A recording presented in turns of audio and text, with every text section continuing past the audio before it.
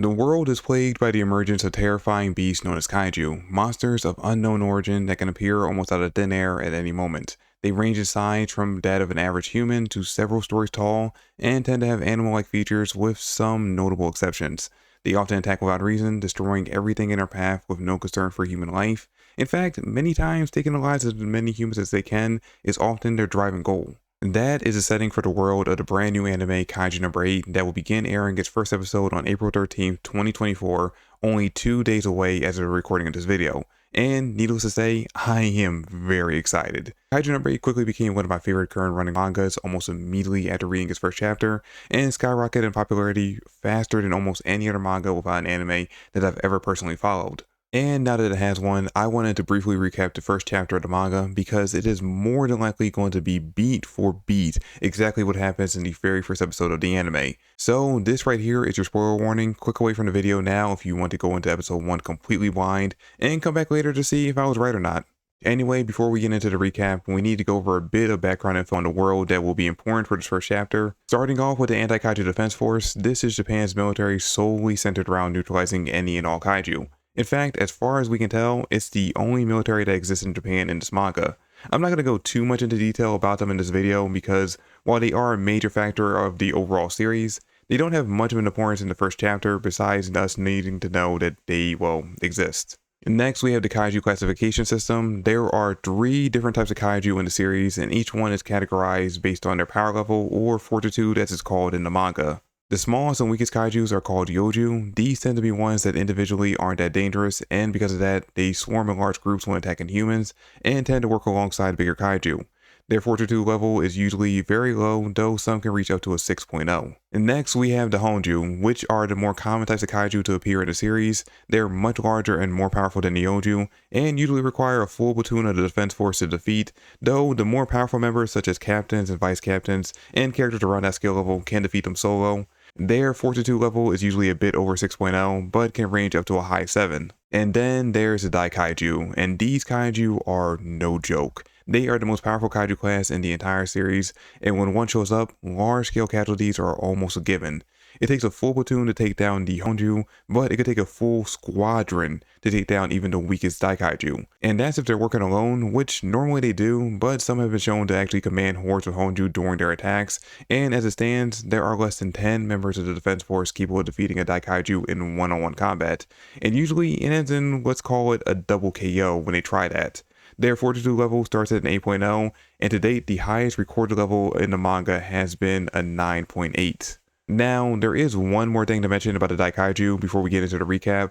There's a special subclass for them referred to as Identified Kaiju. These are special Daikaiju that take an exceptionally long period of time and effort to defeat, and usually have a fortitude level over a 9.0.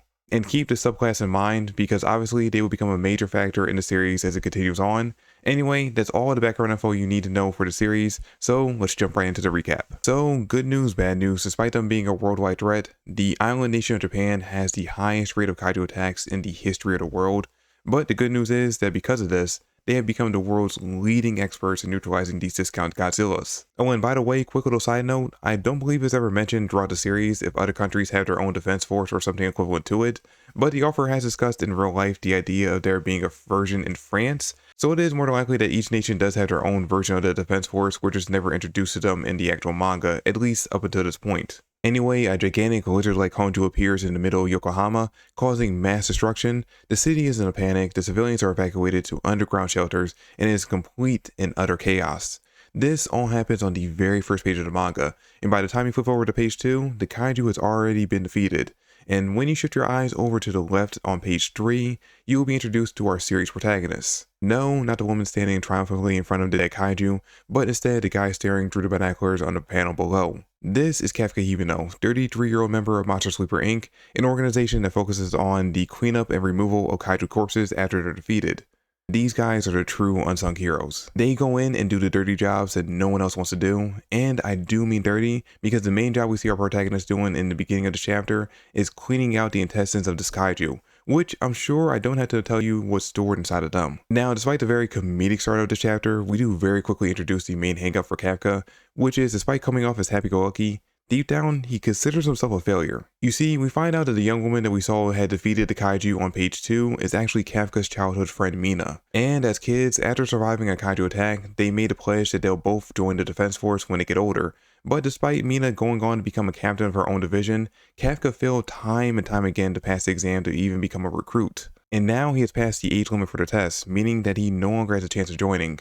And at first, it seems as though Kafka is somewhat jealous of Mina succeeding in her dream when he failed so hard, but I always saw it as though he was more depressed that he couldn't keep his promise to his childhood friend, which later chapters would somewhat support that idea. Then we get introduced to 18-year-old Rino Ichikawa, who, like Kafka, has dreams since childhood of joining the Kaiju Defense Force, but until he takes his test, he decides to join the Monster Sweepers to make a living. Him and Kafka initially get off on the wrong foot, but he very quickly becomes Kafka's second best friend, and someone who respects Kafka almost as much as Genos respects Saitama in One Punch Man. In fact, he's the one that tells Kafka that the age restriction for the Defense Force recruitment has been raised to 33, meaning Kafka has one last chance at fulfilling his childhood promise to Mina, igniting a newfound hope in our protagonist, and like I mentioned, beginning the strong friendship between the two. Now, you'll notice that we've gone 27 pages into the 56-page first chapter of a brand new shonen series, and there's been basically no action. Well, it's time to change that, because on page 28, we get the terrifying reveal of a kaiju rampaging through the street behind him, heading straight for Ichikawa. It reaches him too fast for him to react, and just as Ichikawa is about to be eaten, Kafka rushes in and saves him at the very last second, sending Ichikawa away to get help while he distracts the kaiju, which Ichikawa obviously does, but then immediately comes back to help his new friend fend it off, showing that despite the two not yet being members, they do already possess the courage it takes to join the defense force. Unfortunately, Kafka gets severely injured, meaning Ichikawa is the only one able to fight. And this is the classic moment most shonen protagonists go through. They're put in an impossible position where death seems like the only possible outcome, only for the strong desire to live or save another's life to force an awakening inside them, allowing them to muster up the power to take down the overpowering foe right in front of them. But that's not what happens here. No, instead, just as the two are once again about to be eaten by the kaiju, Mina and members of her division arrive on the scene and completely neutralize it. So, the day is saved, the boys are alive, and they're sent to a nearby hospital to recover, where they both resolve themselves to trying out for the defense force, and that's where the chapter ends. Or at least that's where it would end normally. But the one thing our protagonist hasn't done is shown off any unique abilities or skills, or anything that would actually make him actually stand out amongst the regular humans in this world. Not to mention, we also gotta remember that the series is called Kaiju number 8, and if you've seen the trailers, then you already know that basically that name is given to our protagonist due to him becoming a kaiju. So the question becomes, how does he become one? Well, the answer is simple. In the last 5 pages of the chapter, a small flying yoju appears in front of him saying, "I found you," forces itself inside Kafka's mouth, and then we get revealed to his brand new kaiju form on the next page. It's completely random and out of nowhere, and that's exactly what I love about this big reveal. There was absolutely no build up to it. In fact, just going off the rest of the chapter, it seems as though Kafka was just going to rise up through the ranks of the defense force off nothing but his own hard work and perseverance. Maybe even utilizing some of his knowledge from his time as a kaiju corpse cleaner to help take down the bigger threats, which he does do somewhat later on in the series. Up until this point, the chapter had actually convinced me into thinking that maybe the kaiju on the cover was actually going to be the series-long antagonist that Kafka will be going up against multiple times. Once the big reveal happened though and he transformed into that kaiju, my mind was completely blown. And I should point out that as of the recording of this video, we still have no clue in the manga as to why this yoju specifically seeked out Kafka and turned him into a kaiju hybrid.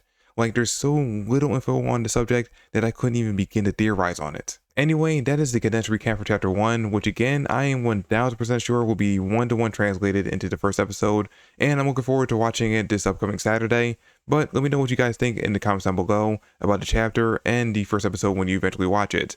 Thank you all for watching the video. I hope you enjoyed, and I hope to see you all again in the next one.